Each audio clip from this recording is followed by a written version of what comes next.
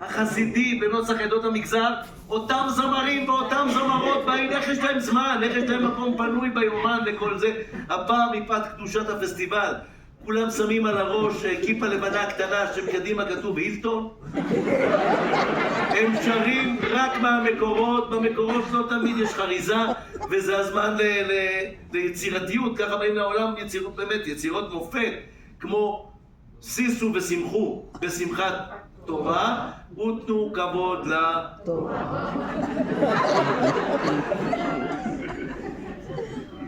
השירים שזוכים במקומות הראשונים נקלטים במגזר הדתי עוד באותו שבוע. בשבת הסמוכה הם כבר חלק מהתפילה, הם מודפסים בסידורים. אנחנו במגזר משכנעים את עצמנו שהשירים האלה איתנו או ממעמד הר סיני.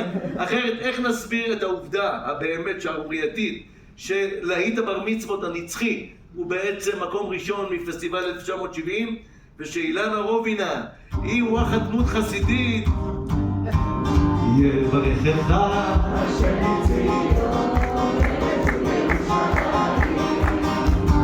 יברכך השם מציון כל ימי חייך, ולבנים לבניך שלום על ישראל, ולבנים לבניך שלום על ישראל. אוי, קרליבך, היום קרליבך הוא שם של נוסח, אתם יודעים, חצי מבתי הכנסת במדינה הם בנוסח קרליבך. בשנות ה-70 קרליבך לא היה נוסח, קרליבך היה בן אדם, הוא היה בן אדם שאף משפחה דתית לא הייתה נותנת לו להתקרב לשולחן שבת שלה, מטעמים כאלו ואחרים. מי שקרב אותו לאוזן הישראלית היו אנשים באמת יראי שמיים בשם שלום חנוך, בני אמדורסקי, חנן יובל.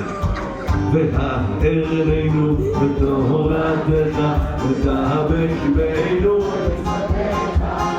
ויחד לבבינו לאהבה שמך לא